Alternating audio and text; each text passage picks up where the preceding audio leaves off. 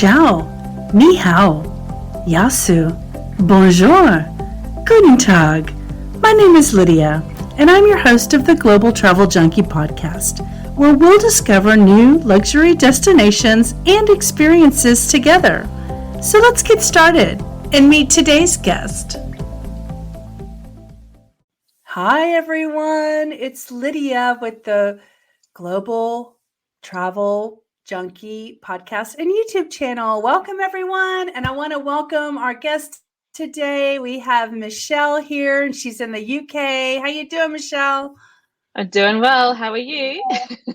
I'm doing good. It's a little cold here today. We're used to, like, yesterday it was like 80 and now it's like 50. So I'm getting used to wearing like a heavier sweater right now.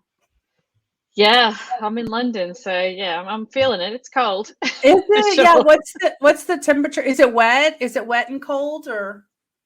A little bit wet, but it's mainly just cold, like really chilling to the bone. I've just come back from spending some time back home in Australia, 2 months over Christmas, so it was a bit of a slap in the face to come back to the cold here, but Right. at 'Cause least it's helping me get through. there, right? It's summer in Australia right now. Yeah, sure is. Yeah, lovely weather in the 30s, 30 degrees Oh, Celsius. nice. Awesome. I don't do Let's get Fahrenheit, rolling. sorry. Yes. Well, let's get rolling. I want to start off. I always like to start off by sharing, like, if I know or don't know my guest, and I want my audience to know that I don't know Michele. We just have met through some Instagram communications, and I follow her channel and her feed, and I love the videos and the teachings that she does. And so I asked her if she would come on the show and talk about her particular method for learning languages. And she's going to introduce herself. We're going to hear all about her method, and then you're going to find out how you can get in touch with her. So that's how I found Michele. And so now I just want her to take a moment and introduce herself, let the audience get to know who my guest is today. So take it away, Michele. Thank you. Well, first of all, it's a real pleasure. It was really nice to have your message come into my inbox and connect with you. Any opportunity to talk about languages as a way to improve travel is my thing. It's how I function. It's my big passion in life. So yeah, my name is Michele. I'm originally from Melbourne, Australia. I live in London now, though, so there's a bit of a story to how I got here. And yeah, it started when I was very young. I'm named after my nonno, my grandfather, my dad is of Italian descent. He was born in Italy. And as goes tradition, you name your children after your parents. So my dad named me after my nonno, which is Italian for grandfather. So that's why my name it's actually Michael if you translate it into Italian. So Michele instead of Michele or Michela. So it really confuses Italians when I go to Italy and I've got like a booking, a reservation, and but you're a woman, and I'm like, yeah, I know, and they're really confused. They don't know how to call me. Is it Michele? Is it Michele? So they'll kind of go, oh, well, I'll call you Michele because it's like the French version. And so this sort of story, I've not had to, I love it, but it keeps my family history front of mind, and my roots especially. And it's because of my roots that when my nonno passed away when I was about 17, it really triggered something inside of me. I really wanted to learn Italian. I grew up with my dad speaking Italian with his side of the family, but my mum being Australian, Irish, Lebanese descent, the language at home was English. So I never heard it a lot and enough for us to learn it, myself and my sisters. So when he passed away, it was like a flick of a switch. It's like, I'm carrying his name, his legacy. I'm really proud, but I feel like I wasted that time not being able to communicate with him properly because my nonno couldn't speak Italian. So I couldn't speak English. I couldn't speak Italian. So I felt like there was a lot of opportunity missed during that time. And as you get older, you have more of appreciation for your roots and where you come from, and your self-identity and all of this. So I started learning Italian, And after a few years, I had reached like a really good solid intermediate level. This was all in Australia. And then I decided, I just love Italy, Italian. I want to move to Italy. So with my dad's support, I moved to Italy. Like the plan was just to go there indefinitely and just see what would happen.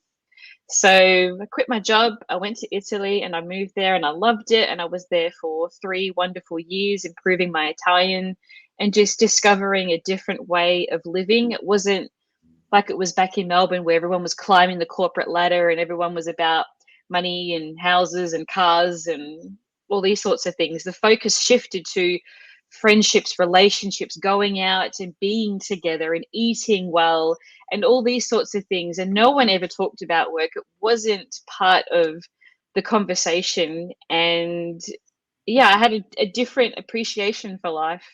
And unfortunately, I couldn't stay in Italy beyond my 3 years there because even though my dad was born in Italy, he doesn't have his citizenship. He was naturalized Australian, so he lost his citizenship, and therefore I couldn't stay there any longer. So I was running out of visa options. So I thought I'd come to the UK because it was a bit easier with the Commonwealth between Australia and the UK.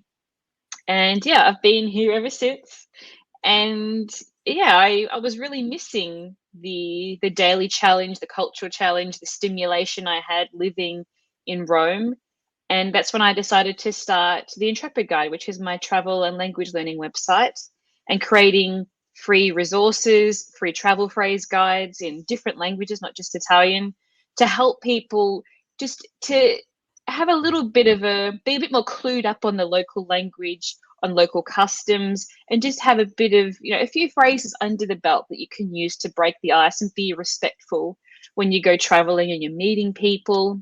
Because I find in my experience that when I was traveling around Italy with the different, the different dialects, the different regions, that I had the most wonderful memories just by interacting with people. It wasn't so much, I went to the Colosseum and I was blown away. Yes, that happened, but it was those interactions with people that I had, no matter how big or how small they were, that had really stayed with me.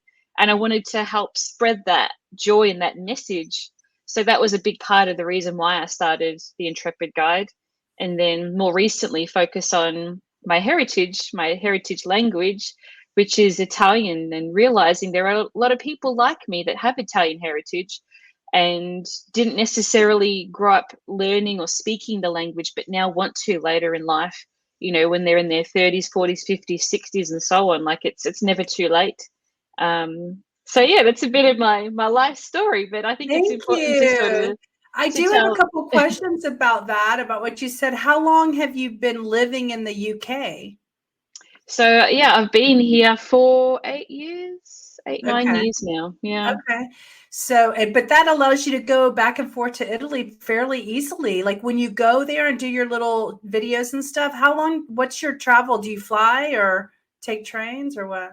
Yeah, I fly. Yeah, that was part of the reason why I decided to move to the UK, not back to Australia, so I could stay close to Italy and have those Yeah. frequent trips. So that's what I do now. And yeah, I'm able to stay for longer periods of time, but not too much because, again, visas. And then Brexit happened.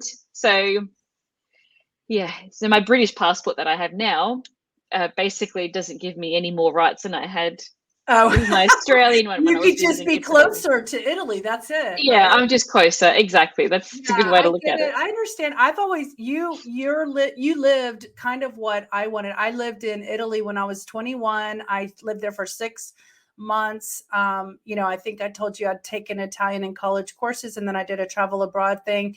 But when I came home, my mom just said, "Please just." I was having so much fun with the people Yeah. and the town, and I lived in a small Tuscan town and medieval town actually that had like the four ports, with the gate around it. And I lived inside the gate in a monastery, which was awesome. But what I was going to say is my dream was at that time when I turned 21, my mom said, just come home and graduate college and then you can do whatever you want. and I wanted to go back, but family tragedies and stuff happened in my life at 22 years old, and I couldn't go back at that time. And then it just like I got into the corporate world. I became a medical sales rep. And I mean, that dream just got further and further away as life started to happen. But my motivation for creating online digital platforms where I can, be mobile and move around and still make an income is my motivation, is so that I can live 6 months at a time in Italy and live, by country, like 6 months in Italy and 6 months in, US or somewhere else, because I think the visa is like a 6-month mark, right? Just for traveling, you can only stay for 6 months if you're just traveling for vacation. Yeah, I mean, there are different rules for the Schengen, and it's also depending on what passport you have. It might be a bit different between your American passport and my Australian one. But definitely for like in the Schengen, you can't stay.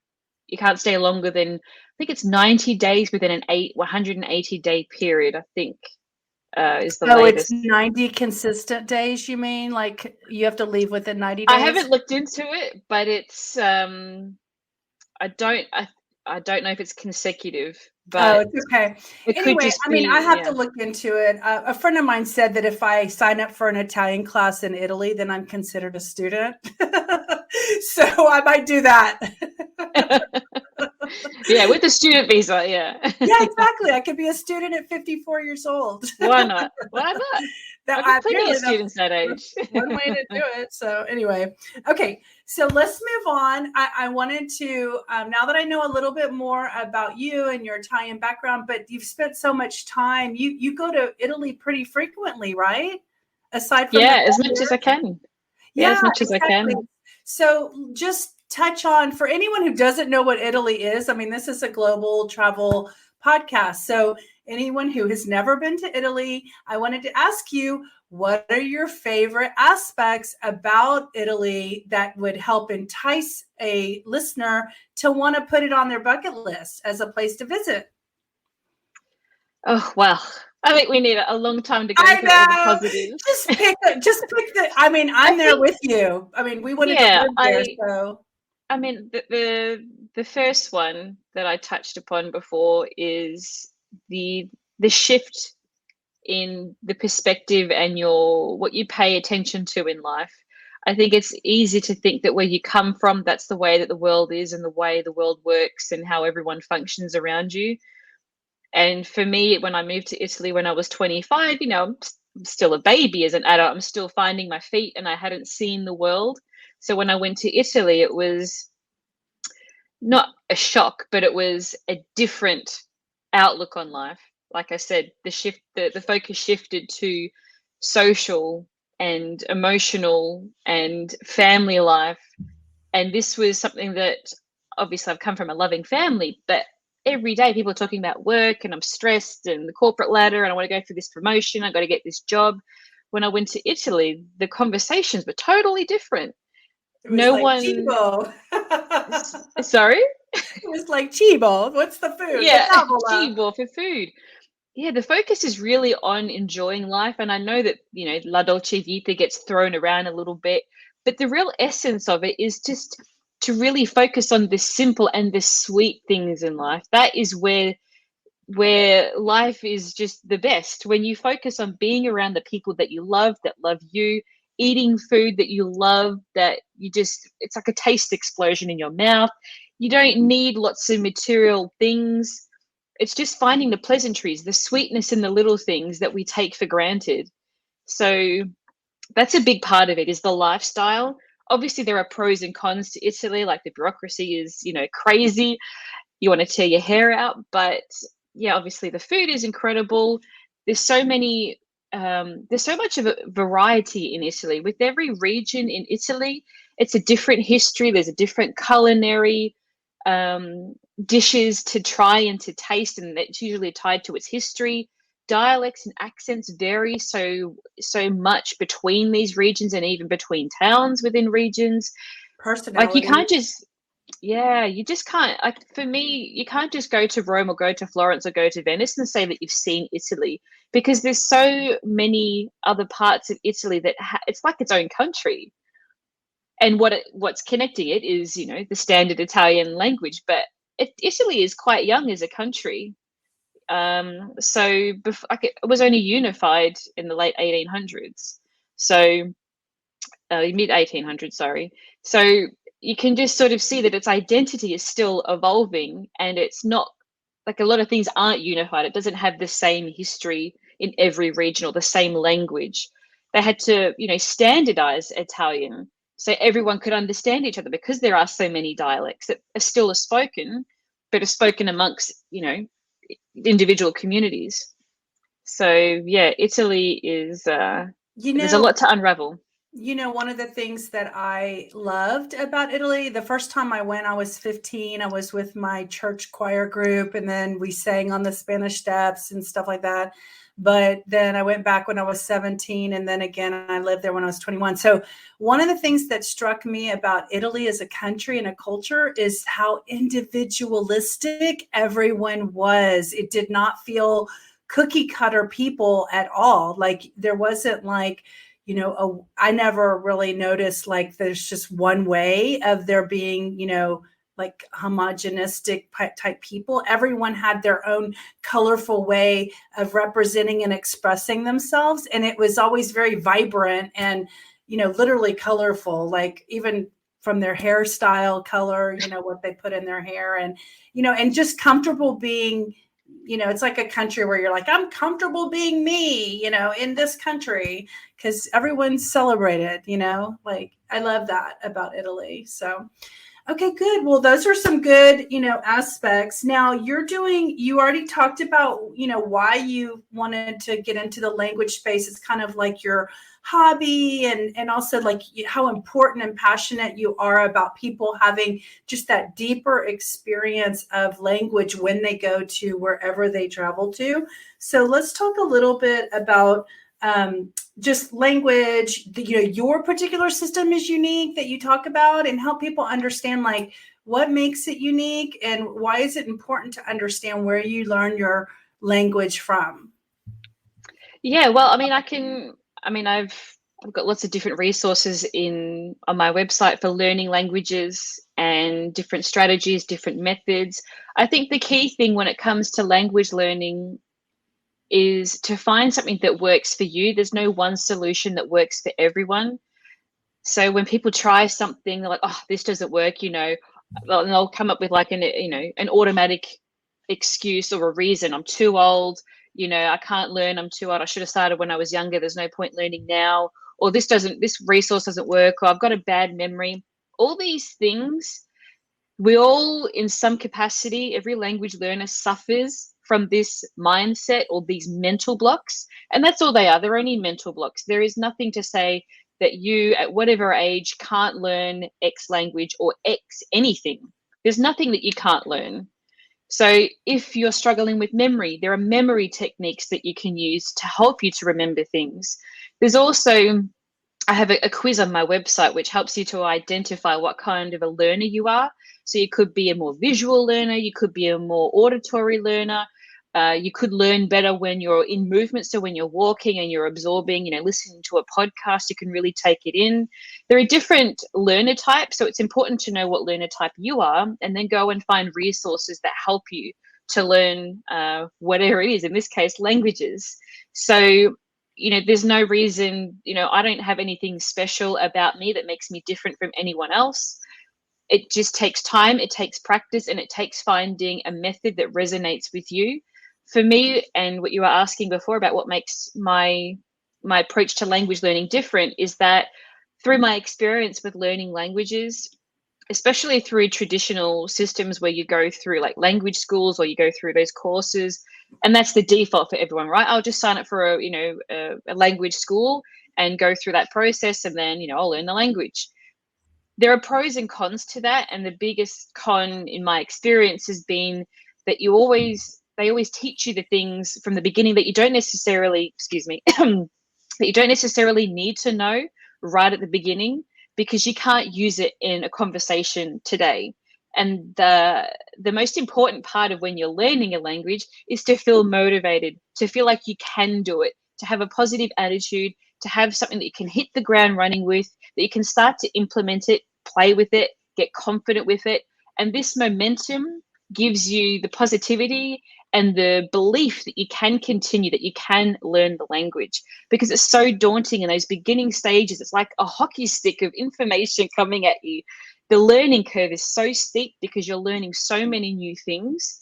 So one of the things that people experience when they're using, for example, like Duolingo, is that they'll get lots of vocabulary, but they won't know how to put that together into a sentence, or they'll learn sentences that they'll never use. So I've got a few screenshots of when I was playing around with this when I was learning Norwegian.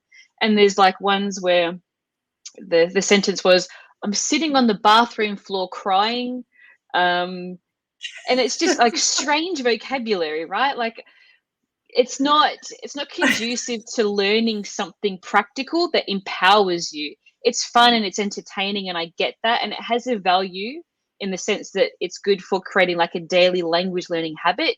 But if you've got a trip coming up, or you just really want to start playing with the language and get that excitement that comes by playing with the language and creating your own sentences, that's what I focus on. I have what I call the 80-20 method. So for those of you that don't know, this is a principle that was coined by a management consultant, Joseph M. Duran, and it was named after an Italian economist called Vilfredo Pareto. So it's also called the Pareto principle, or the Pareto principle.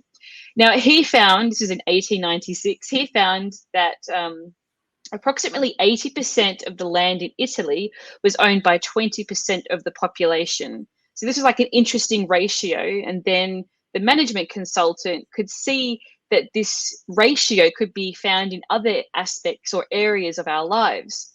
So for example, 80% of our income, your salary that you get every month, is spent on the same 20% of bills or expenses, your electricity, your phone, your internet, going out, buying food in restaurants, all those sorts of things. Or 20% of articles on a website, so like a news website, being read by 80% of its web traffic. So there's like this top 20% of articles that are getting the most attention by 80% of the people that are visiting the site. So it's this ratio that you can see applied in lots of aspects of our lives. The ratio might be a little bit different. It could be 70-30, it could be 60-40, but the idea is that there is a percentage, like a higher percentage, that is accounting for the most of your success. So the exact numbers are, the important part here. The key is that most of your results come from a fraction of the effort that you put in. So with me, I focus on the 20% of the language that you can use in 80% of the situations that you find yourself in. So if you're traveling.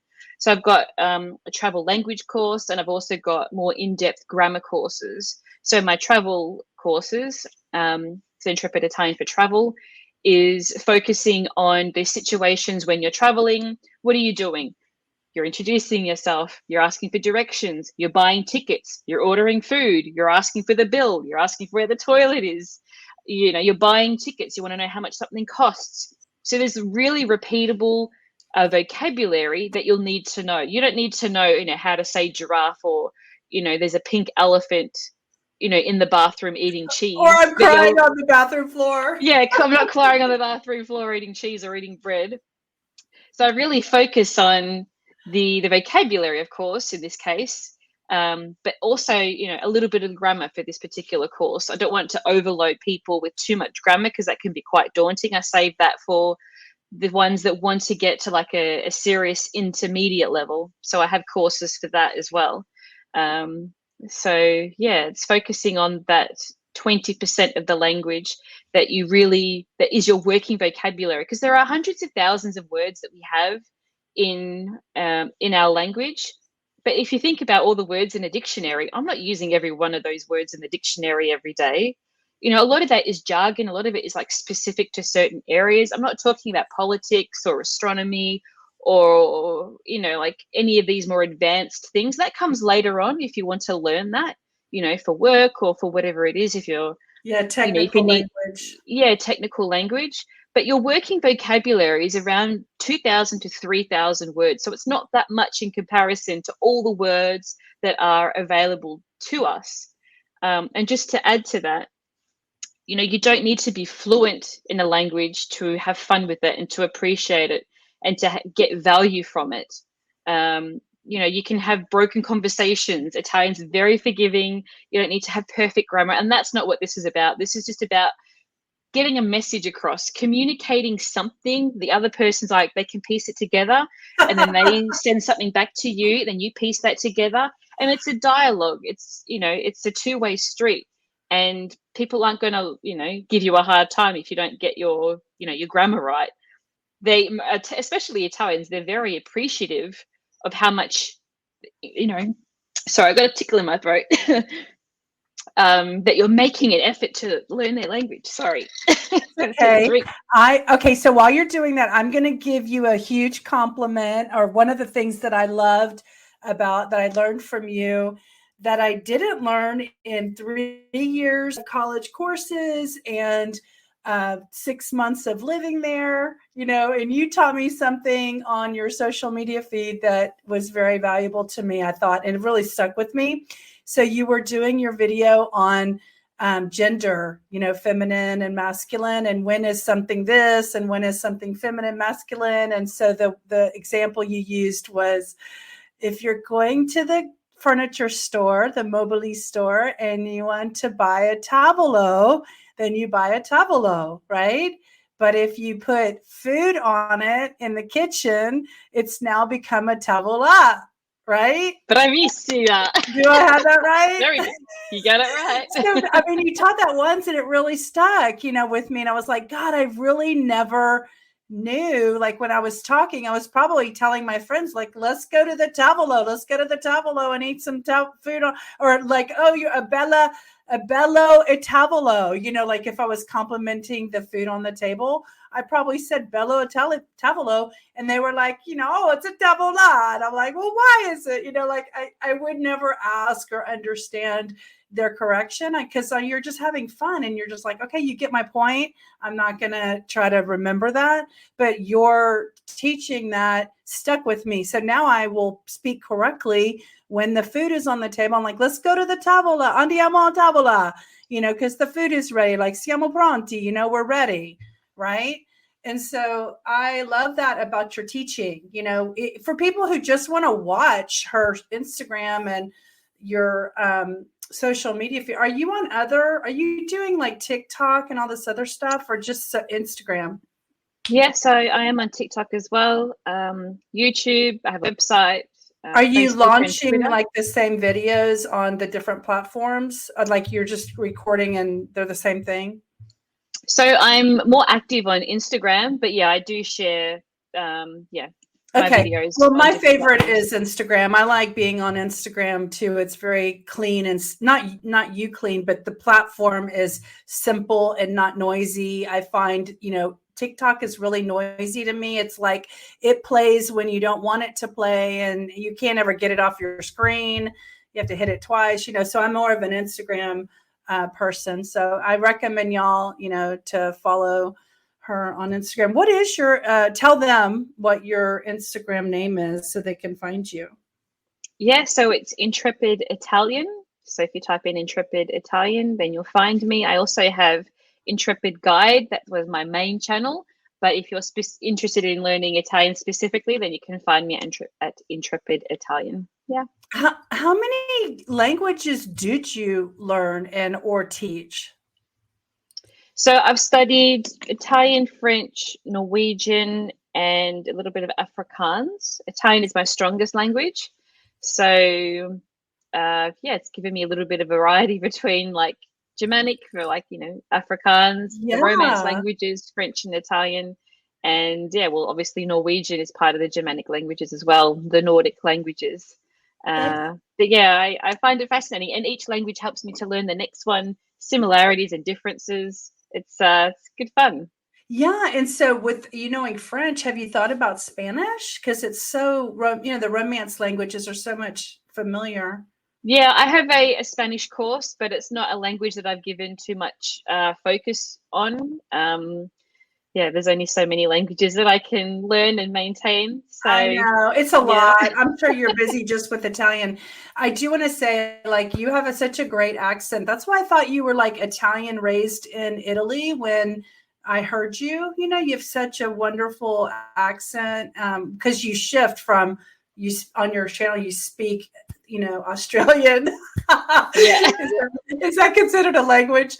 You speak English in your Probably, yeah, I think Australian so. accent on one part of the video, and then you explain and talk about it in Italian. And I love like how different you sound in both of your languages. So you're really a master at Italian, and you were only there for 3 months and learning. Did you learn it before you went there?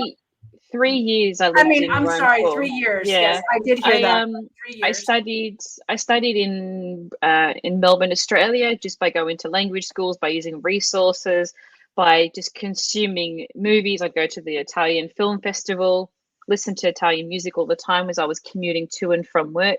So I really immersed myself. So for those of you that are thinking, I just need to move to X country just so I can learn a language, it's not true. It's not where you live, it's how you live.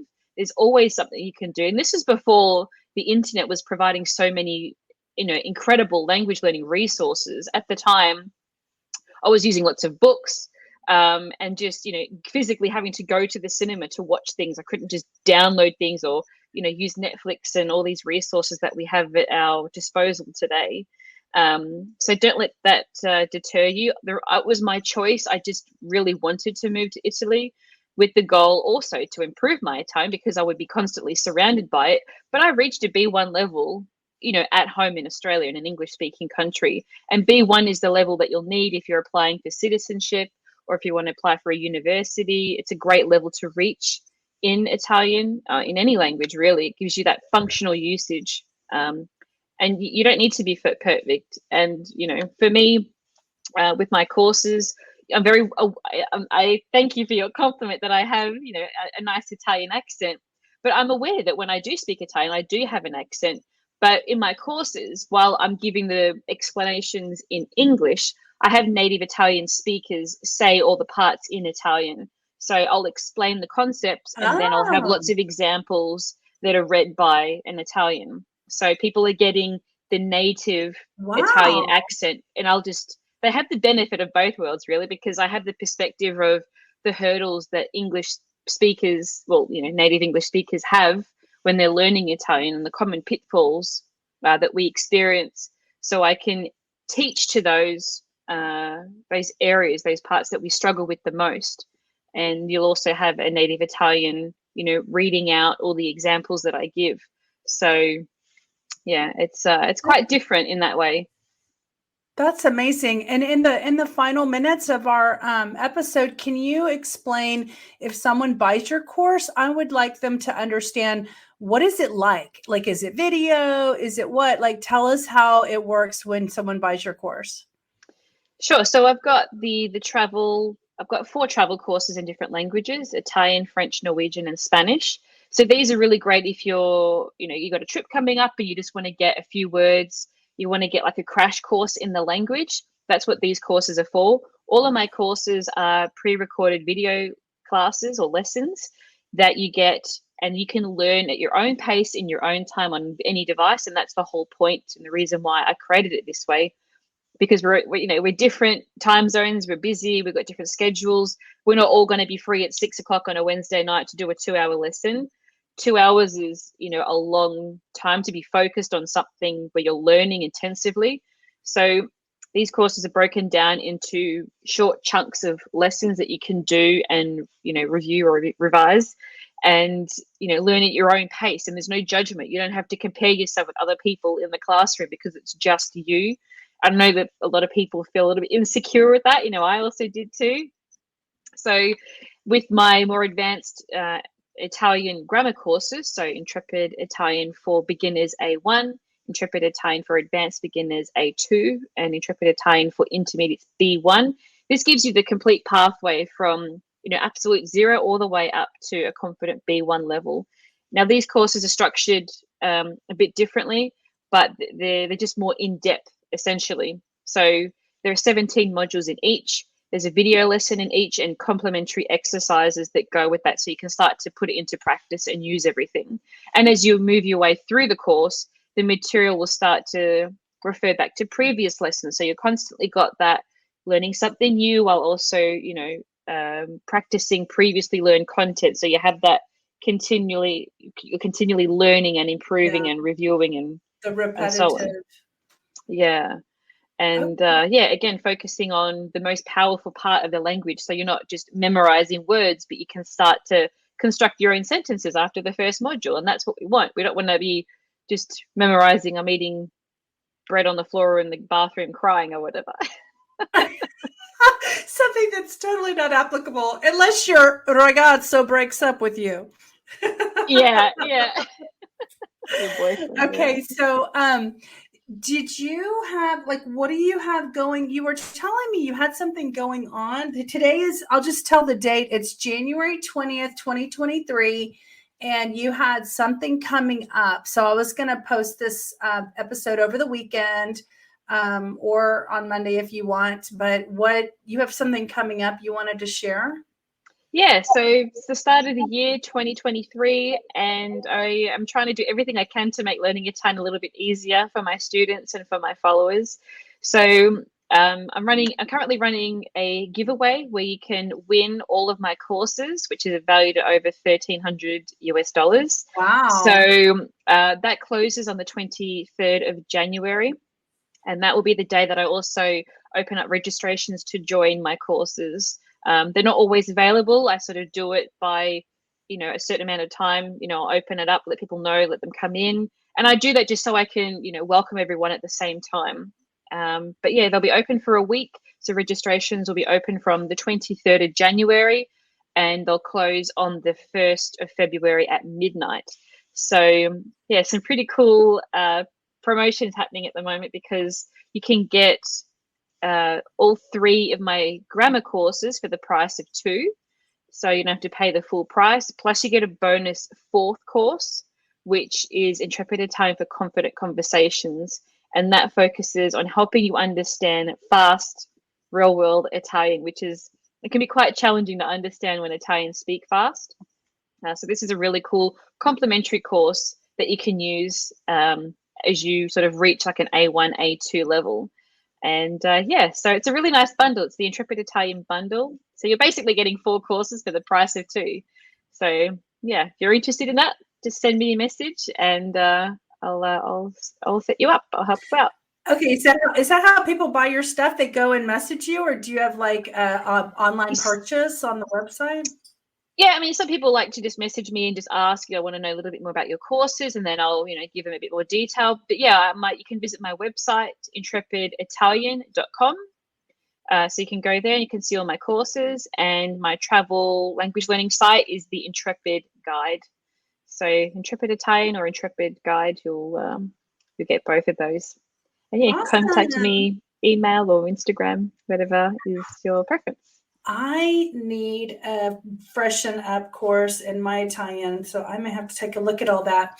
So I wanted to clarify something. When you say midnight on February 1st, you're in the UK. So let's talk about, does that mean UK midnight or does that mean US midnight? Yeah, I do, because I do have a lot of students, a lot of people that are interested in learning in the States. So it's Los Angeles, so Pacific Standard Time. Yeah. All right, that clarifies it yeah. for those who just so want it's to enter. Easy for everyone. So Australia gets like an extra day almost. Yeah, exactly.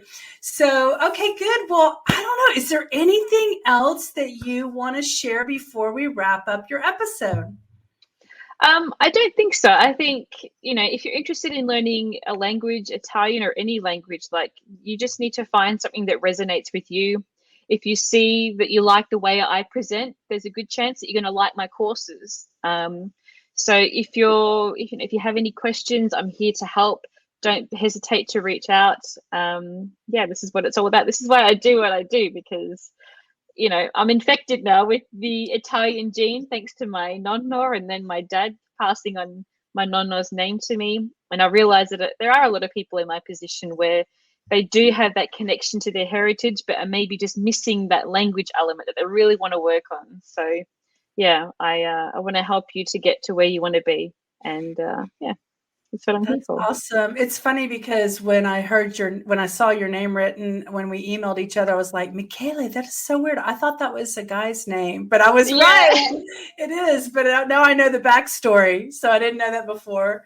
And then I just want to validate what you said about when you know the language, even if you're just going to go travel somewhere, you really get a much deeper experience of your traveling experience, not just like for ease purposes, but deeper conversations with people, deeper, meaningful conversations with your waiter or the person next to you on the train or a person sitting in a car. You're just resting your feet and you need to sit on a park bench and you can talk to the old nonna that's sitting there on the park bench. I mean, it's so valuable to have that communication when you go into another country. Like, I totally agree, because when I went and lived there were 30 students of us from the Texas, the US, to go to Italy. And I was the only one who really took like 2 years of courses before I went. And the Italians were picking me up on Saturday night to go have dinner with them. I was the only American in their little group because I could communicate with them and they couldn't communicate with the other people. And the students were like the Americans were hanging out with themselves on Saturday night, not really getting that cultural experience that I was being brought into their homes and stuff. So yes, on learning a language before you go. So check out Michele's website at intrepidguide.com, right? Yeah, And Intrepid Guide or Intrepid Italian. Yeah. or Italian. And I really, really appreciate you taking the time to get on and talk about what you do so that we can help the world find a more meaningful experience in their traveling desires that they have. Thank you so much. It's been a real pleasure. Thank you again. Yeah, thank you. Okay, guys, we'll see you soon. Please subscribe or reach out to me. I'd love to hear from you. And if you'd like to be a business highlight like Michele was, please just reach out to me. Go to globaltraveljunkie.com and fill out the contact us form and we'll get connected. All right. Thank you. Bye, everyone. We hope you enjoyed the show today. And if you'd like to be a guest on the Global Travel Junkie podcast and YouTube channel, reach out to us at our Contact Us form at globaltraveljunkie.com. We hope to see you out traveling. Adios. Ciao. Au revoir.